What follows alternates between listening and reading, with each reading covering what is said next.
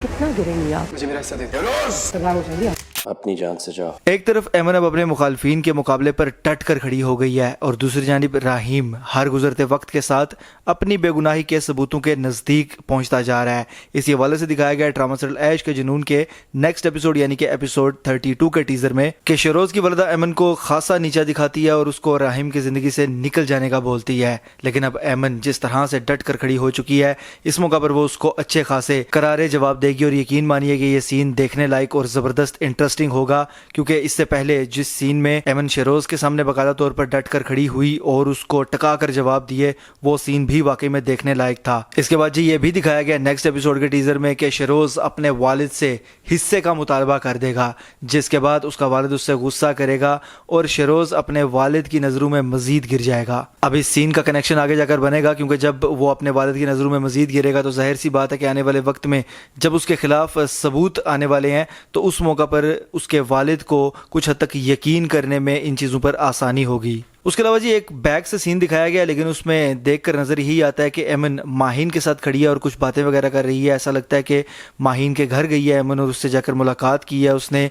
वो सीन किस रिलेटेड है उसके हवाले से बात करते हैं। मुझे ऐसा लगता है कि जिस तरह से एमन को दिन ब दिन नीचा भी दिखाया जा रहा है और मुख्तलिफ लोगों से उसको ये बातें सुनने को मिलती हैं, डायरेक्ट मुँह पर तो नहीं करते सब, लेकिन जाहिर सी बात है उसको ये बातें सुनने को मिली हैं कि एमन राहीम के काबिल नहीं है।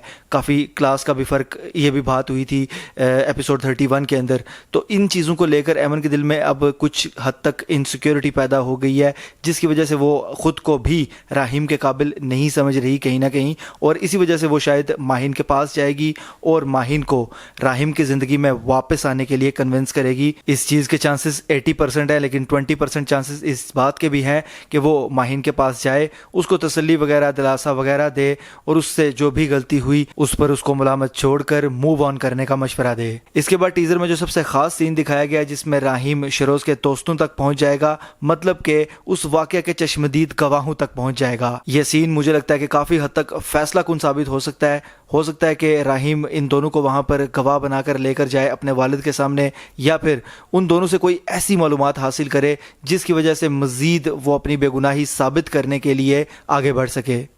इसलिए मेरा ये मानना है कि ये वाली सिचुएशन नेक्स्ट एपिसोड में बड़ी डेवलपमेंट के तौर पर सामने आएगी और इसके बाद कहानी अपना रुख बदलेगी।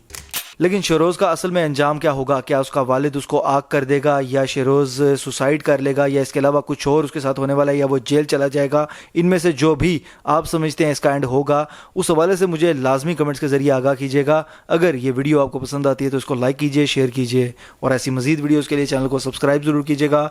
बेल के आइकन पर क्लिक करके ऑल पर लाजमी क्लिक कीजिएगा। अल्लाह हाफिज़।